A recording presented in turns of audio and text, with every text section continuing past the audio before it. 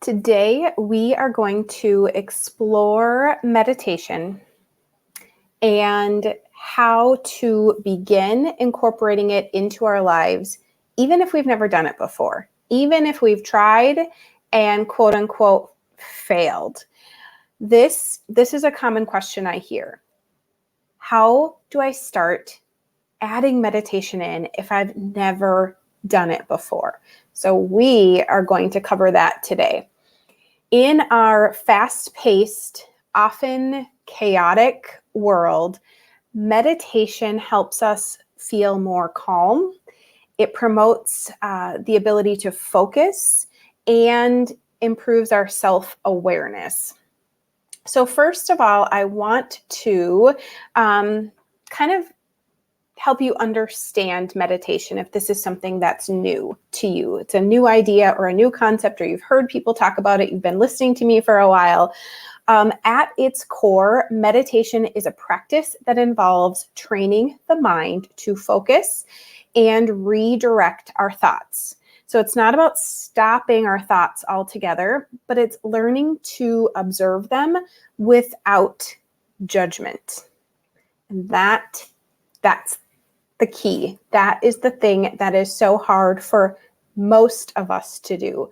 Most people believe that meditation is sitting there with no thoughts, and that really isn't possible. I could elaborate on that, but I'll leave that for another time.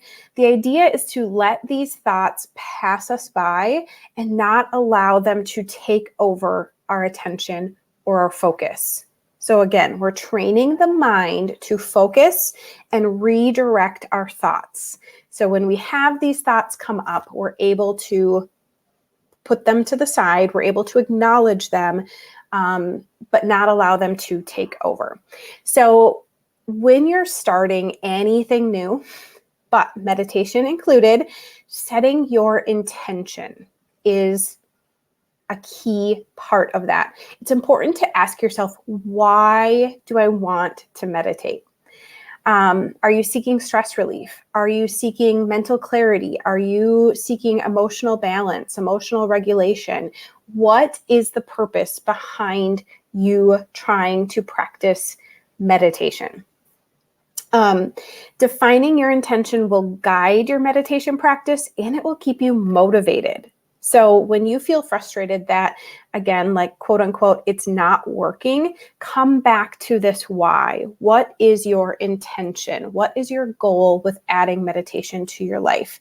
And if you're not sure about that, I can help you identify what it is you're hoping to get and how to proceed.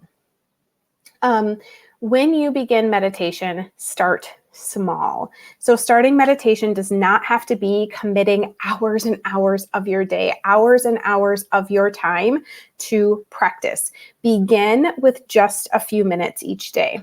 And once you have that consistency built, you can grow, you can add on. It's like going for a walk for 10 minutes, and then maybe you're running for 5 minutes, and then you're running for 10 minutes. You're building that slowly. No one sets out to run a marathon the first time that they start running, okay? So think about it like that. These small pieces, as it becomes more comfortable, you can grow that time. You can grow the amount of space you have for meditation. 5 to 10 minutes is a great starting point. If that seems hard, start with 1 minute. Start with 60 seconds, set a timer, and then build off of that. With meditation, we're training the brain, and kind of, as I mentioned, like any kind of training, like building any kind of habit, it takes consistency, even if it's short bits of time. It's easier for the brain to take 1 minute and turn it into 2 than it is to take no minutes and turn it into 20, because it's something we've never done before. It can be helpful to find a comfortable space. So a quiet and comfortable space to meditate could be a corner of your room, it could be your favorite chair, it could be sitting outside on the porch, you could go to the park, whatever that looks like, but a place you won't be disturbed. And eventually you may be able to meditate anywhere, but it's helpful if you start in a space that you can meditate in consistently. And again, this helps the brain knowing, like, when I sit here, I meditate. and there's less resistance. So when we can trigger, like maybe it's a pillow or a cushion you sit on, or you have like a favorite sweatshirt or a blanket or something that you can attach to your meditation practice, your brain starts to put those pieces together. So choosing a comfortable space. Posture and position are often a big question that I get. Do I have to sit like we picture people who meditate sitting? And really, you want to be comfortable, but you want to be alert. So as I mentioned, you could sit on a cushion, you can sit on a chair, sit on the grass and the ground. You can lay down if you need to, but be careful of this because a lot of people do fall asleep. Again, it's just because our brain, our mind knows that when we lay down, we're usually going to bed. So it just triggers those things and we start to feel sleepy. Keep your back straight to allow for easy breathing. So I always remind my clients to stack their head over their heart. So head over, like your chest, and then your heart over your hips. So as you're seated, you're not slouching forward, you're not arching your back, leaning backward. That impacts our breathing. So you want to be mindful that you're leaving space in the front of your body to get those deep breaths. And then lastly, if you're sitting in a chair, to allow your feet to touch the floor. That is helpful so they don't fall asleep. If you're sitting for just a short session, probably not as big of an issue, but as you grow, if you were to sit that way for a while, it becomes uncomfortable. So when you're thinking about posture and position, just sit in a way that you feel supported so you don't become uncomfortable. And then one of the simplest ways to start meditating is to focus on your breath. So you can just close your eyes and take slow, deep breaths.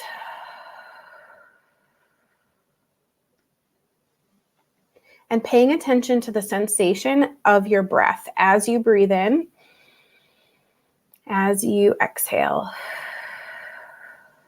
What does that feel like? What do you notice happening in your body?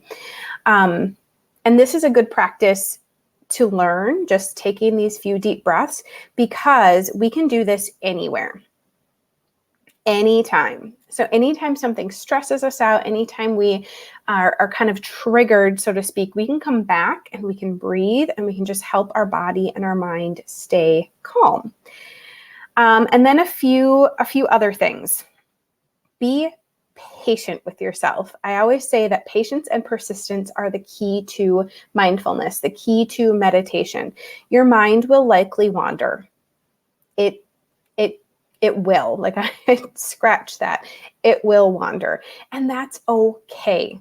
Allow that to happen. When you notice your thoughts drifting, just gently bring your focus back to your breath.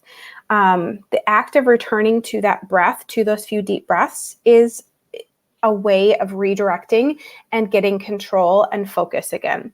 Not letting those thoughts of, I need to pack lunch, I need to do laundry, I should be, you fill in the blank, right? Like when we go to those things, come back to your breathing.